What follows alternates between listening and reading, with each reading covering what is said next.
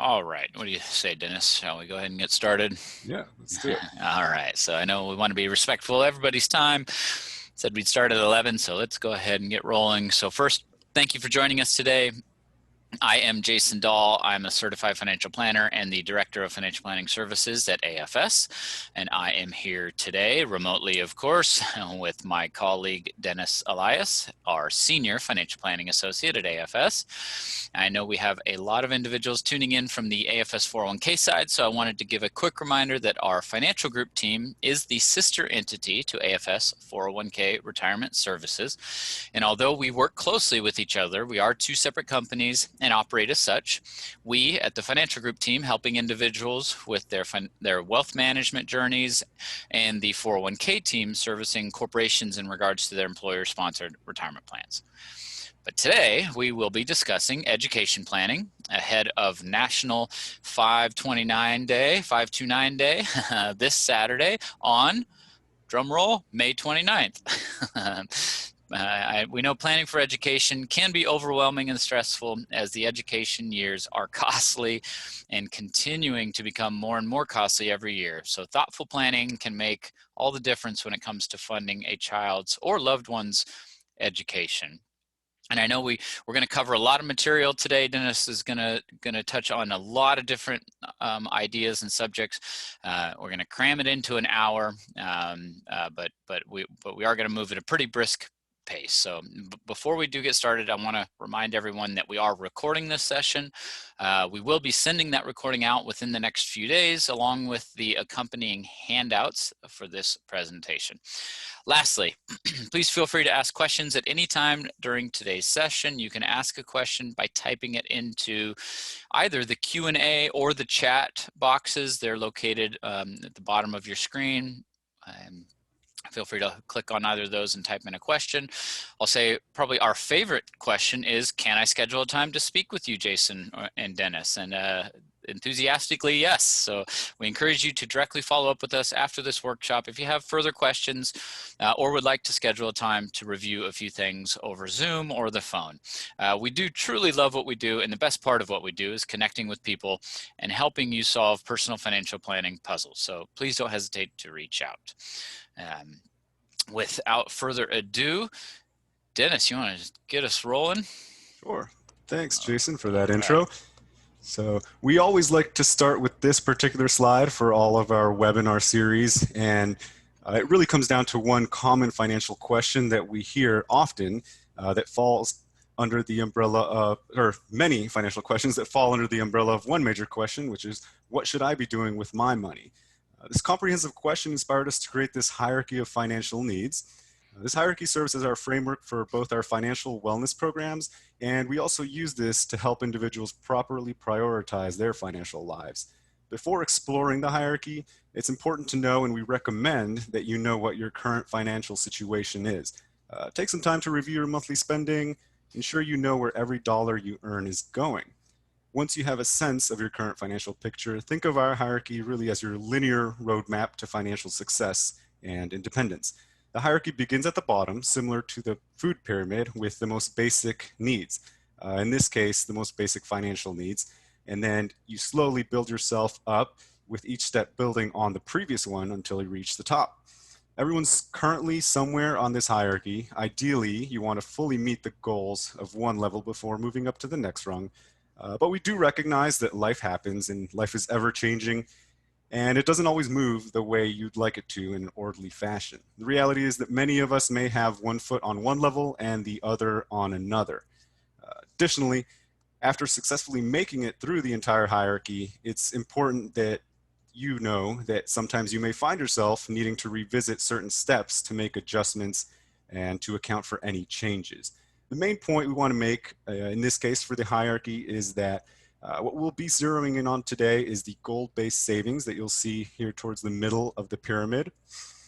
And that is where college savings would be on the hierarchy. So we really want you to be sure that you have your, just running through a couple items here, your emergency savings in check, your high interest debt is taken care of, and that you're most importantly 100% on track for retirement. We oftentimes say in our office, nobody's going to give you a loan for retirement, but plenty of places will give you loans for college education. Now, when it comes to college planning, there are some key questions to consider when you start to plan for education expenses. And as we all know, there are many different paths to a college education, and these costs are ever increasing. And it's really resulted in many Americans thinking much more creatively about how to achieve their goal of a college education. What we found is that there are 4 important questions to ask yourself when you start looking at this goal, and that is timing. So what age and grade is the child, grandchild, niece, nephew, whoever you're helping out, what age and grade are they? That gives you a time frame for what you should expect when you're saving. Second question is, and possibly the most important question, what is the dollar goal amount? Once you have that dollar goal amount and you have your timing, you can start to project out how much you may need to save, how much you may need to potentially cover with cash flow or loans in the future. This then leads into the third question, as I mentioned a little bit now, is the form of funding. Would you like to save for college, maybe get some loans, or pay it out of cash flow when the time comes for the child to go to college? Many people do a combination of all 3 of these. Some call it the 3-legged stool approach. So they'll save some in an account, for example, the 529 that we mentioned. They may get some loans via the student, and they may pay for some of it out of cash flow. And everyone takes a different approach. It really depends where you are on that hierarchy and what you're comfortable with. Many times we've found that most people want to provide a path for their kids that's similar to the path that they were provided by their parents or grandparents. Fourth question, and lastly, another very important question is, what are the other financial goals that you're working towards? Most importantly, retirement. We would always avoid jeopardizing your own retirement for college expenses. So most important thing is really to prioritize yourself first. We know that a lot of you want to help your children, but we don't want you to also shortchange yourself. Now, digging in a little bit more into that dollar goal amount, how can we set reasonable expectations for our children?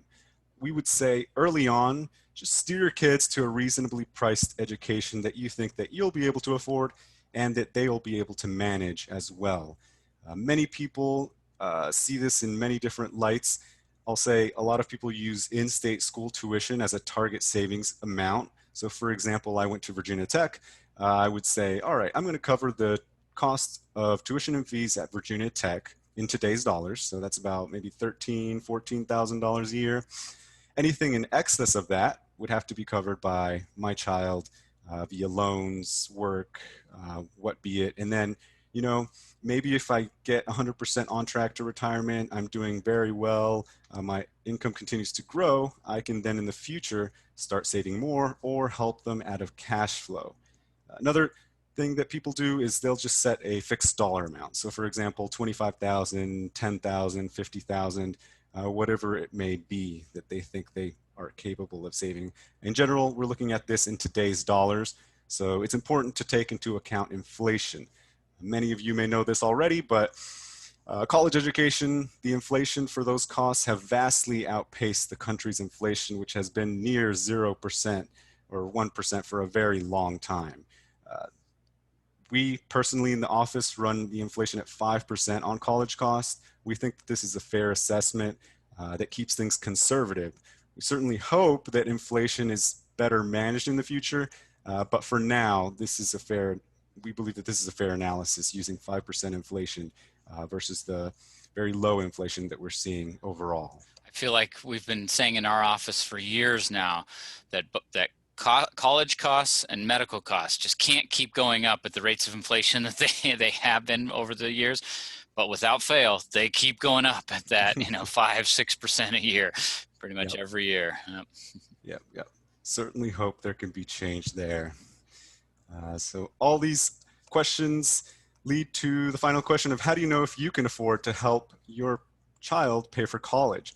As I mentioned, no one will give you a loan to fund your retirement, so you really want to dig into the figures, project out what makes the most sense for you.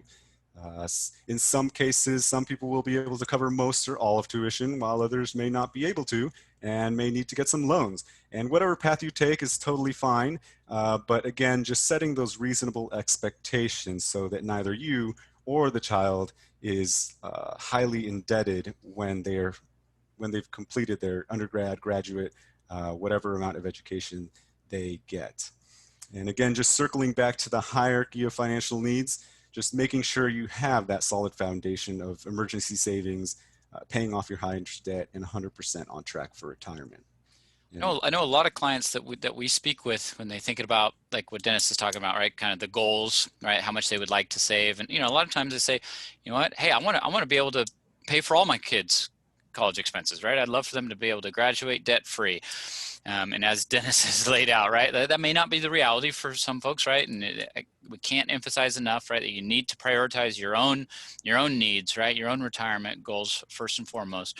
But something we do sometimes see is, hey, if your kids or the grandkids, right, whoever you're trying to help save for college, do graduate with some student loans, that's not the end of the world, and you still have an opportunity. You could say, you know what, hey, even after they've graduated, if you're in a good position, you could say, maybe I can help them pay off the loans, right? So it's not the end of the world to get some loans for the students. I am also a really big fan. I know Dennis and I talk about this a lot, that the conversation with the kids around college is a tremendous opportunity to kind of start helping educate your kids just kind of about money in general, right? Just having them be aware that college costs money, right? And how do you pay for such an endeavor, right? And if, some parents take different approaches, but we've seen some really successful kind of ways for bridging that conversation to say, okay, here's what it would cost to go in-state in Maryland or Virginia, right? Or what it would cost if you want to go to a private school or out-of-state school, and what are the different ways to kind of pay for that? And it can really be a good tool for helping the kids start to kind of just learn about money and how you pay for things, and and then if they end up going through the loan process, right? That's a whole nother educational process. But I know that's something that we often kind of help some of our clients sort of think through, okay, how can we talk to our kids about this? Yeah, that's a great point, Jason. I know that a lot of times kids don't start learning about money until a later point, but it's actually been found that like the ideal age to at least learn the basics is actually even starting as young as 7 years old. 7 to 14 is like a prime age to start just basic money talks. So it's funny you say that. I mean, I have a 9-year-old son, and probably for the last couple of years, we've broached the subject with him a little bit about college, right? What kind, going to school, and that it's going to cost money, and right, and we've already kind of started planting those seeds, right? Setting those expectations as you laid out, Dennis. Yep. Yeah. So to give everyone a better idea of what savings goals, college costs look like, we actually ran a couple of projections so that you can see what both we do here in our office and what it looks like in the form of numbers. So don't be scared. The numbers are big. Yeah. Just to give you the lay of the land here, at the bottom you'll see these numbers 29 to 37. So this is actually based on my age. I ran these projections based on my age, as if I don't have a child, but as if I had a child. And then you'll see the college costs here on the vertical y-axis. So what we're seeing here is assuming that I have a 13-year-old and that a 13-year-old, and I am aiming for a $50,000 a year all-in costs for college in today's dollars. This is based on 5% inflation and on $50,000 in current savings in a 529 savings account. That savings account we have growing at 5% as well, so that it breaks even with inflation. Now, I'll run through here on the right. We'll want to focus on these 3 boxes. So you'll see here on the top box, expense summary, annual cost in today's dollar, $50,000. Annual cost when the child, the 13-year-old, goes to college in 2026 is going to be $63,000. So that is the 5% inflation compounded over the next 4 or 5 years. Ouch. Yep. So those costs begin to grow pretty quickly there. So with $50,000 in a current 529, you'll see that that's also growing at 5%. So here in the middle box, the funding summary, the dedicated funding in 2026 will be $67,000. So I've got a pretty good amount saved up, or at least I believe so, but right above that, you'll see that the total 4-year cost is going to cost me $275,000. So about a little over $200,000 shortfall. So what can I do to cover that gap? Now, this is assuming that I want to cover 100% of the cost. So if I would like to do that, I could increase my savings by $2,100 per month through 2028. Now, this is an important point to make here. As I mentioned, it all depends on your current financials. So if you do need to save $2,100 a month, that doesn't necessarily mean you have to do that. I'll use myself as an example. For my future children, I would like to help them with college, but I want them to have some skin in the game as well. And also $2,100 for me is a lot on a monthly basis. So what I could say is, okay, $2,100 a month, I don't want to fund 100% of this, so I'm going to start funding $1,000 a month into the 529. That'll continue to grow at 5%, and I will close the gap a little bit on that $207,000 shortfall. Anything in excess would be covered through work study loans or just my own cash flow. And if I started saving $1,000 today, and in the future I get a big pay increase, or my assets continue to grow, maybe I sell my home, I could chip in a little bit more into the 529 and help cover more of that. So just because you start saving less now doesn't mean that you cannot increase that in the future. Now, we ran an alternative scenario here. Dennis, do you think it's fair to say that, perhaps the most important takeaway with kind of these scenario analysis that you're going over is really just like, it's important to do one, right? To just kind of get a sense for what the numbers look like based on based on the criteria that you laid out, right? Those are first questions. Okay, how old are my kids? Kind of what's that time frame? What's some potential goals for how much we'd like to fund, and then that way it becomes real, right? To just sort of get an idea as to, okay, this is what it would take on a monthly basis if we wanted to hit that full target. But you may not be able to do that right now, but at least so it kind of becomes real and you have some tangible numbers to be thinking about. Yep.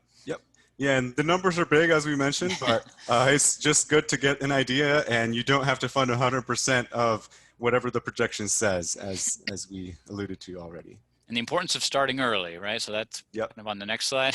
Yep, so the importance of starting early. An alternate scenario here, if I had a newborn today, and I would like to aim for $35,000 in today's dollars of all-in costs for college. In the future, given that this is at my age 47, 19 years from now, the annual cost is going to be $84,000. Again, ouch. But your income will also increase, and many other things could happen throughout your life that will also keep up with that inflation, along with saving in a 529. So currently, I have no dedicated funding. If I were to open a 529 today, to reach that goal and get 100% funded, I would need to start saving $1,400 per month. It's less here because you have many more years to go. And really, if you have a longer time span, we're assuming here that you're breaking even with inflation. But as we'll talk about a little bit later, you do invest these funds. So you can invest them more aggressively the earlier you start, which means that you could potentially outpace inflation. That's the goal, right? Yep, that's the goal, and lower these projection amounts. So that gives you a little bit of an idea of what a savings projection looks like. As Jason mentioned, the most important thing is just getting one done and getting an idea of what you need to start doing today to help out. And assuming you'd like to help out. Yeah, and everybody's situation is different. Who knows? There might be grandparents who are also saving into 529s, and we know some folks where the grandparents really kind of coordinate it with the parents to say, hey, this is how much we've saved and what we're continuing to put away. Okay, so you kind of combine those numbers. Other instances, the grandparents and parents don't really communicate about that, and they just say, hey, whatever the grandparents are able to add to the pie at the end, they'll be thankful. But again, it's really just kind of the importance of kind of getting your hands around it and understanding, okay, what does it really look like there? When you factor in inflation and potential growth rates and the savings and so forth. Yeah. And it'll really help you determine, oh, okay, it's whether or not it's likely that loans might be part of the picture, whether or not it's likely that, hey, just kind of out of your cash flow, right? When the student is in college, you're just going to pay for some of it, right, out of cash flow, or other sources that might be needed, whether it be, tapping into home equity. We see that sometimes, right? Or other assets, right? But it really kind of helps. This is like the foundation of that plan to best start understanding, okay, how are we going to cover those bills? Yep. Yeah. All right, so now we're going to dive in to the meat of the presentation, which is the different types of savings, and then we'll transition into loans that are available to help fund college. So there are several types of plans, but really the two most popular plans that have prevailed are the college 529 savings plans. These are divided into two different types, prepaid plans and investment plans. For the most part, the investment plan is going to be the most advantageous due to flexibility that we'll touch on. But they are both pretty beneficial, and there are two major benefits of both of these plans, which are tax-free growth. For any contributions that you make into either plan, the funds there grow tax-free. In the investment plan, you would invest these funds. In the prepaid plan, it's a fixed growth amount that we'll touch on a little bit. And then the withdrawals will come out tax-free as well for any qualified education expenses. So qualified education expenses are tuition, fees, boarding, which would include food and housing, books, and then laptops. Anything other than that would technically be a non-qualified education expense, but that does give you a lot of flexibility in using these accounts. And we'll touch on what would happen if you use this for a non-qualified expense as well. Two other smaller but also nice benefits are that some states offer tax deductibility for the contributions. In Maryland, DC, and Virginia, we see this for all three of the states. They all have tax deductibility benefits. And then another benefit that isn't really spoken about often is that for the FAFSA, or financial aid, the calculation for the expected family contribution, the 529 plans actually count less than if they were owned by the student directly. So since they are owned by the parent, they actually count for about a quarter less in that expected family contribution. We won't get too into that, but just something interesting to know. So just want to dive into the different types of plans. I'll start with the investment plans, which, as I mentioned, generally are going to be most beneficial. So these plans, they allow you to invest contributions on a monthly, quarterly, annually, lump sum basis, whatever you prefer. Every state has their own 529 through a different investment company, but generally they all operate under the same rules other than tax deductibility stipulations, and sometimes there are a couple other nuanced rules, and also they also have different investment options, but they all grow tax-free and come out tax-free for qualified education expenses. They allow you to pay for qualified education expenses anywhere in the country. The prepaid plans can actually be more limiting to this, to in-state schools. It depends on what state. And overall, I'll touch on this in the next slide, but they really are a great savings vehicle. They are one of the most tax-efficient ways to save, or they are the most tax-efficient way really to save for college. Jumping into the prepaid plans, so these are tuition plans that allow you to purchase college credits in the form of semesters or units today, and use those semesters or credits to pay for tuition and fees later without having to pay or account for inflation. So you lock in today's prices and you don't have to pay anything out of pocket in the future for tuition and fees. That's the important distinction here, is that you can only cover tuition and fees with these prepaid plans. They don't cover housing, food, books, anything of that nature. Another important item to distinguish these plans here are that for the prepaid plans, as I mentioned, there could be potential penalties depending on the state if the child does not go to an in-state school. For Maryland and Virginia, they both have these types of plans. They actually, if you go to an out-of-state school, do offer flexibility in giving you funds back and working with you, but it all depends upon the state. DC does not have a prepaid tuition plan, given that there's no real in-state tuition in DC, unfortunately. Yeah, we'll talk a little bit more about that. But so Dennis, I have a question. Can you contribute to both a prepaid and the investment plan? Yep. So prepaid plans, given that they only cover tuition and fees, a lot of times are used in a combination strategy with a 529 investment plan. You can lock in today's prices with regards to tuition and fees. You wouldn't have to invest that. It's a fixed growth rate, guaranteed essentially, based on the average costs of an in-state school. And then you can open the 529 investment plan, invest that, and use that for future housing, food, books, all those expenses that I've mentioned. Yeah, we actually see that.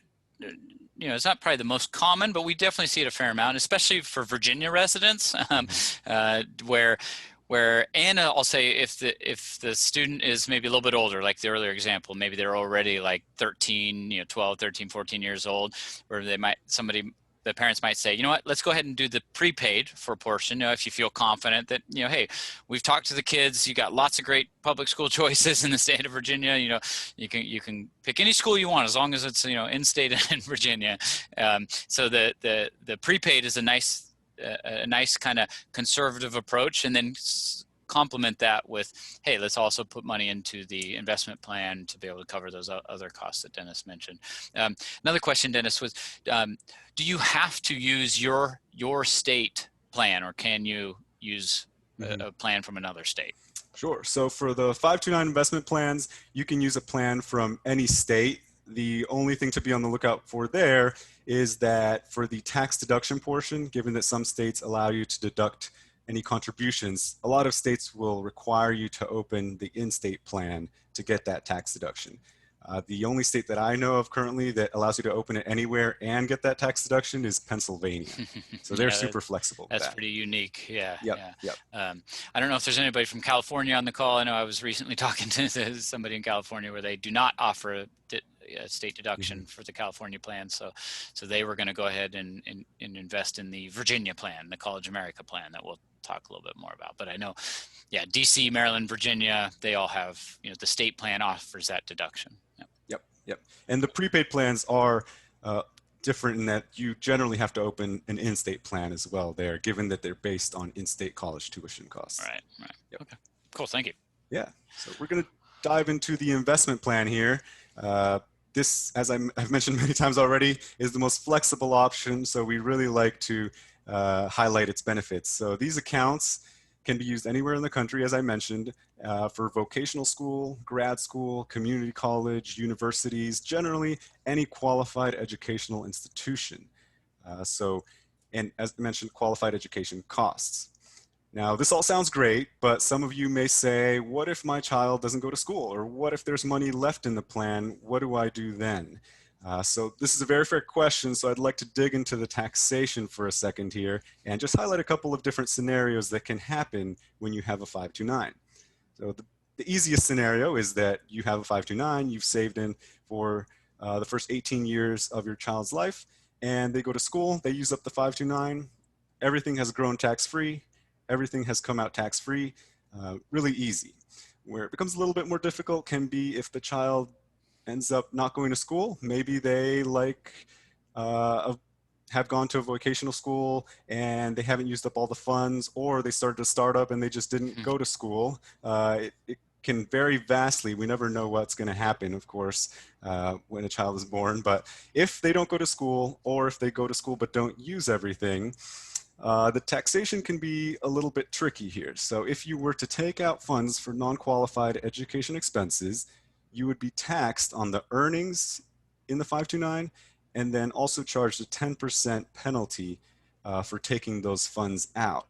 Now, this may sound like a negative, but there also is a positive here. I'm going to hop to point 4 here, where the beneficiaries can be updated at any time. Given that you're the owner, you can make any changes at any time. So if there's money left over in the account, if the account wasn't used, you can change the beneficiary to a niece, nephew, grandchild, any family member or even non-family member that you'd like to help out with tuition. And you can use those funds and it'll maintain their tax-free status. You can actually even change it to yourself as beneficiary if you want to go back to vocational school and maybe learn even cosmetology school, actually, and on how to cut hair. Yeah. So super flexible there, even if the funds are not used. The account is also available to pay for private school. This was a new, this was in the Tax and Jobs Act, the 2017 Tax and Jobs Act, where they now allow up to $10,000 a year in private school tuition costs. And just to clarify on that, Dennis, because we actually have a question on that subject around college savings accounts for private schools. So just to clarify, you're talking about like private elementary, middle, high schools, right? Yes, like that. yes. That's what's new about that. You've always been able to use them for private colleges, universities, right? But so what's new now is you can use up to $10,000. Is it per year? Is that correct? Per year. Yep. Per year towards private school tuition at elementary, middle, high school, right? Okay. Yep, that's right. That's right. Yeah, so that's a nice benefit that we've had a couple clients come and speak to us about, and we'll talk a little bit about flowing through contributions into a 529 as well that could help out here when it comes to private school or college costs. Third point here, so you can actually take out any amount of scholarships. This leads back to the question, what if there's money left over? If the child gets a scholarship via grades or sports scholarship, you can actually take out whatever scholarship amount they got. You would get taxed on the earnings, but you would avoid the 10% penalty on that. So if they get a $50,000 music scholarship, you could take out the equivalent amount, $50,000, and avoid the penalty. Yep. Right. Cool. Yeah, and when it comes to changing the beneficiaries, you can also change the owners if you want somebody else to own it. Maybe you want to transfer it over to your child so that they can use it for their children. If there's money left over, you can roll it over into another account, and you have the ability to always change the investment options as well for the investment plan. All right. Yeah. Here are the sites for the DMV area 529s. So we have the DC College Savings Plan, the Maryland College Savings Plan, and the Virginia Plan. They are all great plans overall. Virginia Plan in particular is one of the best, recognized as one of the best in the nation. So a lot of people who, as Jason mentioned, aren't getting a state tax deduction, they'll actually open a Virginia 529 plan just because it's so well managed in both the investments and just overall. And I'll say the differential is kind of narrowed over the years, right? Between that, it used to kind of be a clear, hey, the Virginia plan was clearly better, but the Maryland plan is well run now. T. Rowe Price is kind of the underlying investment firm there, low cost, and the DC plan has gotten much better in the last, I'll say, 5 to 7 years, especially on their costs. It used to be one of the more expensive kind of plans in the country, but it's now very competitive with all the plans around this area. Important point to note here that there are no federal benefits other than the tax deferral of earnings. When I mentioned the state tax deductions, there are no sort of federal tax deductions for contributing to a 529. And Dennis, I'm going to take this opportunity to address a question we received. I know you're going to talk a little bit more about those deductions for each of the DMV, but just as a point of clarity, because I know sometimes this can be a little confusing.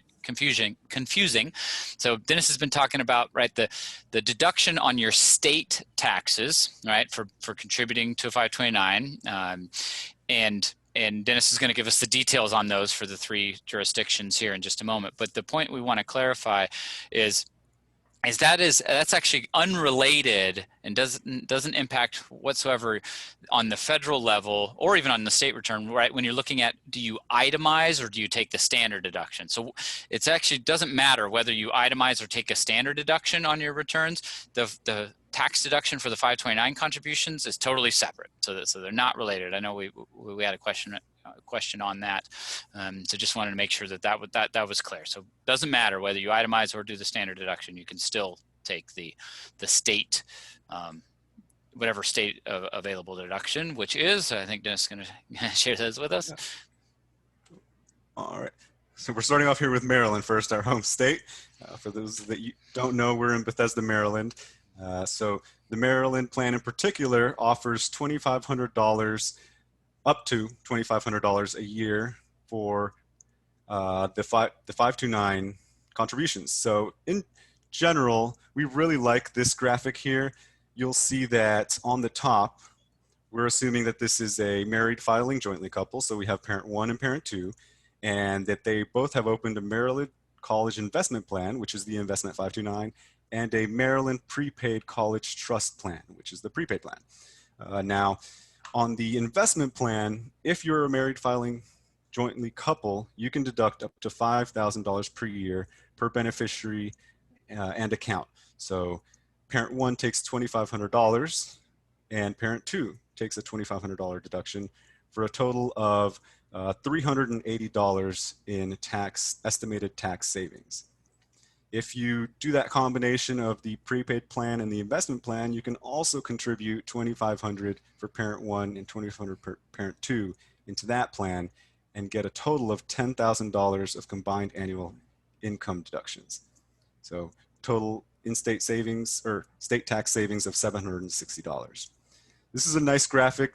It shows you how everything flows. It does vary by state. In Maryland, it's easy because if you own one account, if two parents own one account, both can make the contributions there and take the deductions. In Virginia, it's a little bit different in that both parents have to have an account for one child. And we have that slide coming up here, but first, we'd just like to summarize the Maryland state tax deduction. So for the prepaid college trust, account holders and contributors can deduct up to $2,500 a year per account. Any excess contributions can be carried forward indefinitely. So what does this mean? If I'm a single filer, I can deduct up to $2,500. Let's say I put in $10,000 into a prepaid college trust. I take a $2,500 deduction this year, next year, third year, and the fourth year. That then allows me to take the full $10,000 deduction because I contributed $10,000 today.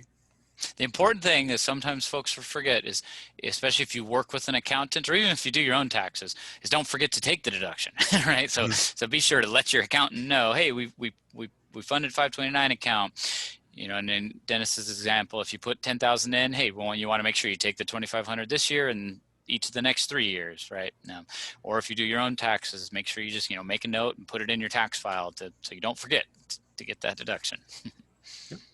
Yeah, so as we saw, the college investment plan is pretty similar. The only difference is that it's per beneficiary versus per account. But overall, if you're a married filing jointly couple, as you saw, each one can contribute $2,500 and get that deduction.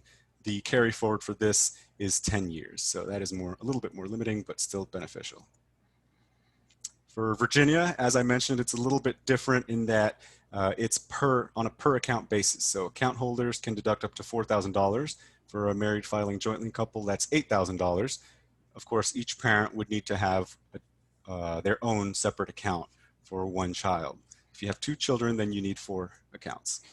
The Virginia state tax deduction is unlimited. So you can contribute $100,000 today and take the deduction for the next 25 years if you'd like to do that. And they also have a funny rule where anybody over the age of 70 can actually take an unlimited tax deduction. If you contributed $50,000 today and you are over 70, you can take it all in 2021. The full $50,000 deduction in 1 year on your state return. Yeah, that's quite the lobbying effort there by somebody over the age of 70. Indeed.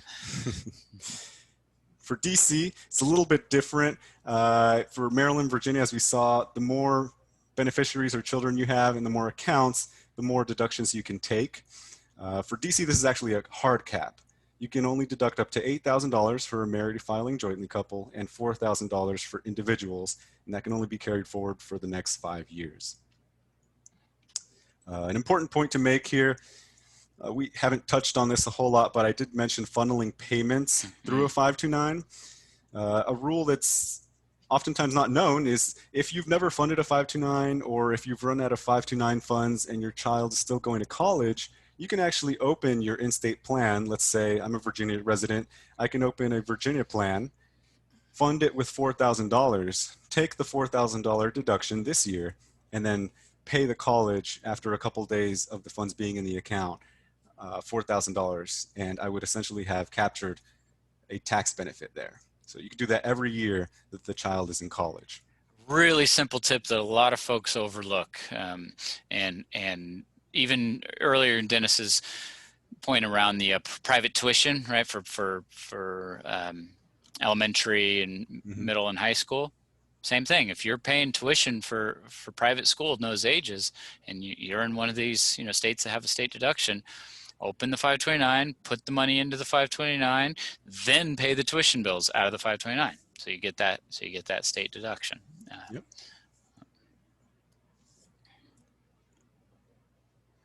All right.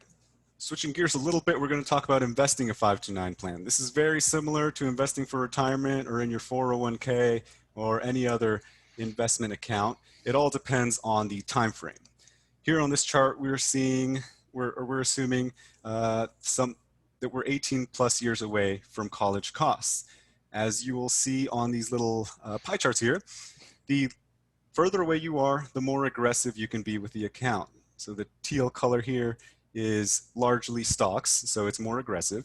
And the darker blue is going to be bonds and cash. As you get closer to the college years, you'll see that the darker blue becomes much more prevalent as you want to start to secure the earnings that you've gotten in the account. Very similar to a 401k, as we mentioned, and in particular, all of these plans have what are called target date funds, also similar to the 401k. You can actually choose a fund depending on when your child is going to go to college, and it'll automatically allocate the account in accordance with that year. So for example, Maryland has the 2036, I believe it's called, portfolio. Assuming your grandchild is going to go to college in 2036, currently it's going to be pretty aggressive, but in 2030, they're going to start to lower that allocation more and more the closer you get in order to lock in the gains that you've gotten, hopefully the gains that you've gotten in the account. Just an important nuance.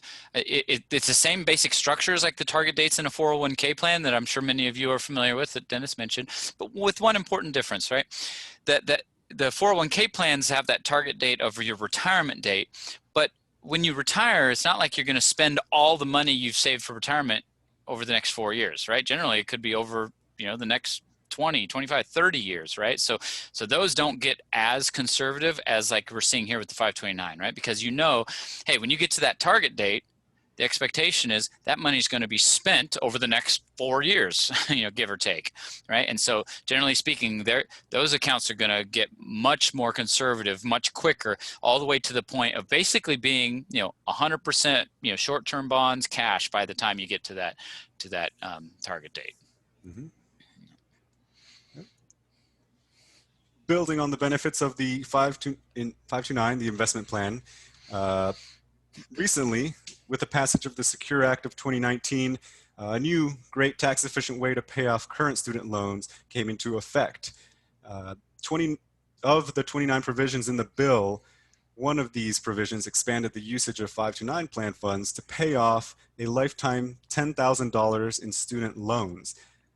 This is a great option for those that have money left over and maybe have parent loans or student loans that you had to use for college. You can use those leftover funds to pay down loans. Also, if the 529 was never used and maybe you have a family member that has student loans that you'd like to help out, you can change the beneficiary and help them pay down up to $10,000 in student loans. This is a lifetime limit for the plan. So even if you change beneficiaries, you still can only take that $10,000. So that $10,000, Dennis, would come out tax-free and penalty-free. That's right. Right. Yep. Tax-free, penalty-free. And again, you can run the $10,000 through a 529 if you've never had one and you're currently paying off your current student loans. You can start funding a 529 and then pay for your monthly student loans out of the 529. So for graduate school, for those of you that may have gone to graduate school or have somebody that you know that has gone to graduate school, 529s can also be used for pretty much all the colleges and universities, including law, medical, business, and other grad schools. In general, if you aren't sure, we would recommend checking with the college directly to ask if they're 529 eligible. Additionally, just a reminder that these accounts can only be used for qualified expenses. Non-qualified education expenses do include college app fees, test prep courses, and grad school entrance exams. Those cannot be paid from out of the 529. So Dennis, before you kind of shift gears, I wanted to just comment kind of around just sort of the mechanics of taking the money out of 529s and paying bills. Generally speaking, we recommend, and what the IRS likes to see, is that if you incur a qualified education expense in calendar year 2021, for example, ideally you take the equivalent withdrawal out of the 529 in the same calendar year. Okay, so either sending it directly to the college, right, to cover the costs of tuition, fees, room and board, right, if they're living on campus, right? So so that those match up, right? That the college has reported, hey, you had X dollars of expenses, and the same amount went to them from the 529. Or similarly, right, some expenses you pay out of pocket, right? Somebody might be living off campus, right? Or you bought a laptop or things like that where you paid it out of pocket, but then ideally you want to reimburse yourself in the same calendar year that the expense was incurred. And then of course, like many things, keep your receipts, right? To just, if you're ever audited, to be able to demonstrate that, yeah, that distribution out of the 529 was qualified, and here's the receipt that I reimbursed myself for. Mm-hmm. Yep. Definitely documenting everything is important. We haven't seen auditing often, but you never know when it'll happen, and you just want to be sure that you have proof and evidence. So to add icing on the cake of the 529 investment plans, anybody can gift into these plans, family, friends. We would encourage you, for a children or grandchildren's birthday, encourage them to gift to a 529. I know that Maryland has a online portal. You can send a family or a friend a link, and they can gift into the 529 if they would like. An important point to make here is that there are gift tax rules when it comes to this. For a single person, you would be limited to $15,000 per year before you have to file a gift tax return. And for a married filing jointly couple, you'd be limited to $30,000 a year. If you gift over that, again, you'd have to let your accountant know, or if you do your own taxes, you would have to fill out a gift tax return to let the IRS know that you've done that.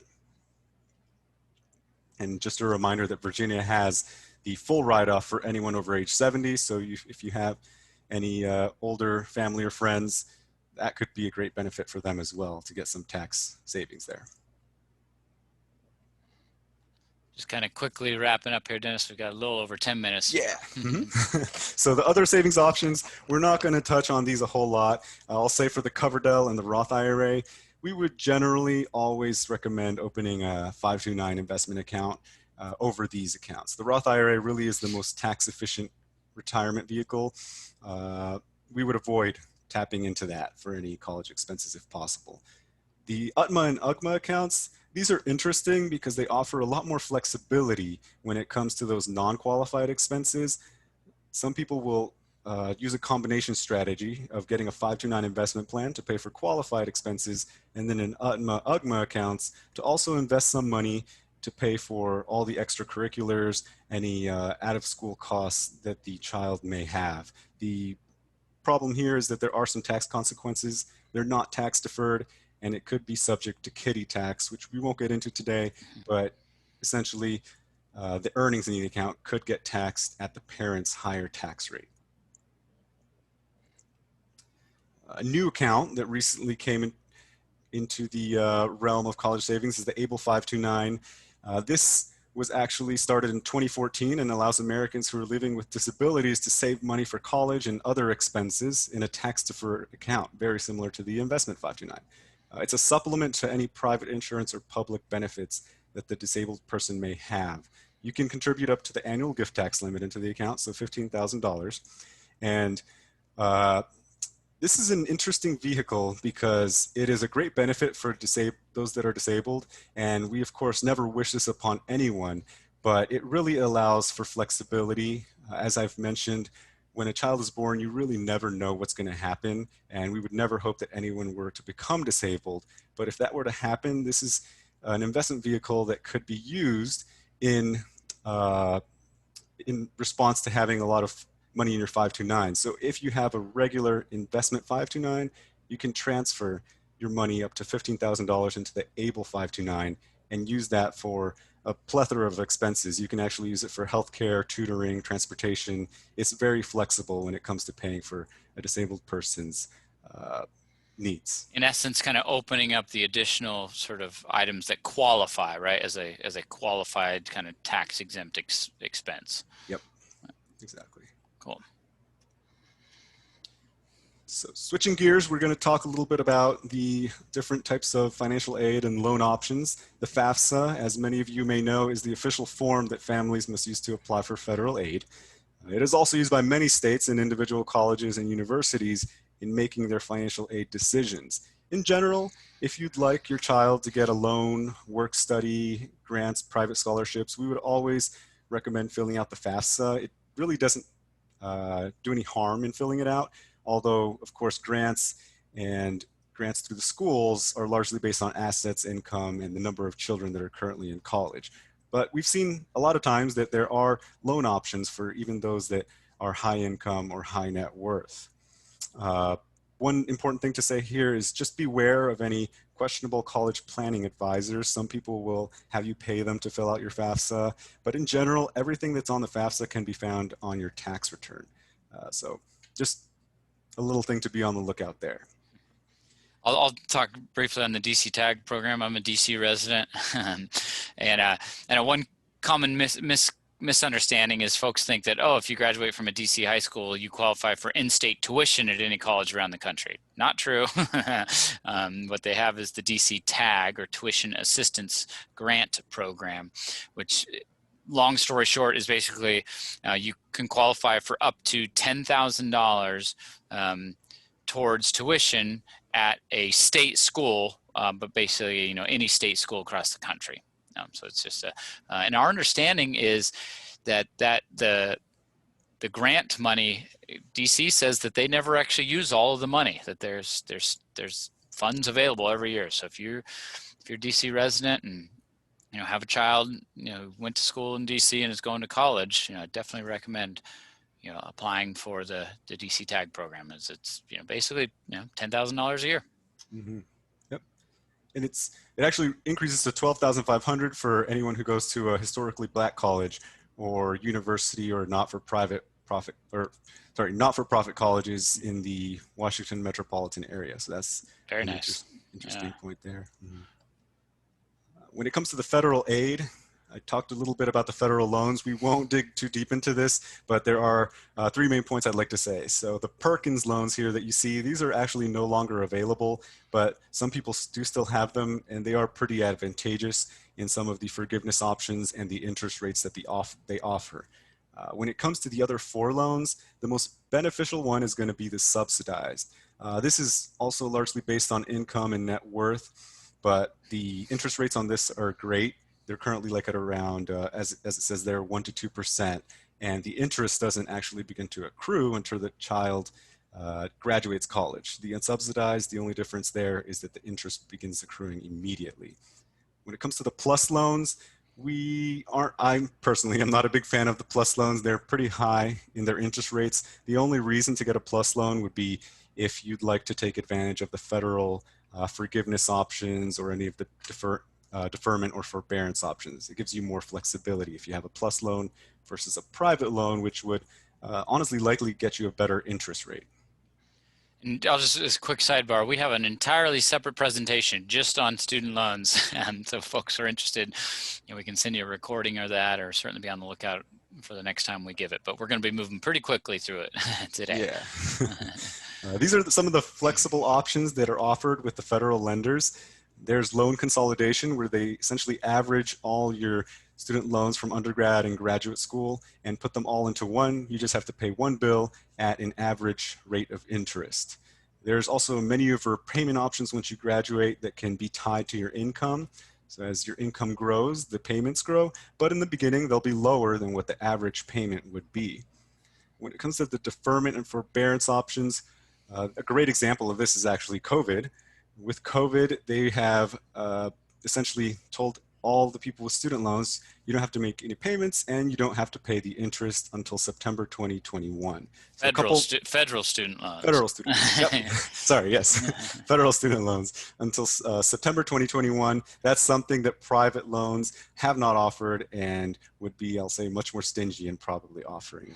But a great example when considering if you're looking at refinancing into a private loan, which can be good for some folks, just keep in mind you do lose some of that flexibility around things like deferment and forbearance that oftentimes come with the federal loans. Yeah, and the forgiveness is also a big one for anyone that's looking to work for a nonprofit or the federal government. If you work in a nonprofit or a federal government for 10 years, they will actually forgive the full amount of the loan. We've had a couple of clients do this, and it was not a little amount of money, I'll say, that was forgiven. So it's a really nice benefit for anybody that wants to specialize in any of those sectors. Now, private student loans, there are some pros. I feel like we've said a couple of cons, but overall they are easier to obtain. They're very flexible when it comes to interest rates if you have a high credit score. So generally they look for something over 680 or 690 in credit scores to get some pretty decent interest rate options. They're also available to any of those high income, high net worth borrowers that may not qualify for the federal student loan assistance. You also don't have to worry about filing for FAFSA, of course. Some of the cons that we alluded to already are that there's fewer repayment options. They are stricter on any sort of forbearance or working with you. Could be higher interest rates if you don't have great credit scores. And as kind of to the second point, there are less generous options if you're ever in a financial bind. Two great resources if you are looking into private student loans are Credible and Student Loan Hero. You can actually type in your loans and look at the different options that you have, or if you don't have any loans yet, you can back into the interest rates or loan offers that may be available to you. Two important notes to make with private loans are if you're a cosigner. So if you're a cosigner, pretty strict rules here. If you don't have any sort of cosigner release, you will be fully legally responsible for the entire student loan. Especially big effects can happen with this death and bankruptcy clause, where if you are a cosigner, if the borrower or the cosigner dies or declares bankruptcy, the entire balance of the loan is due immediately. Read the fine print.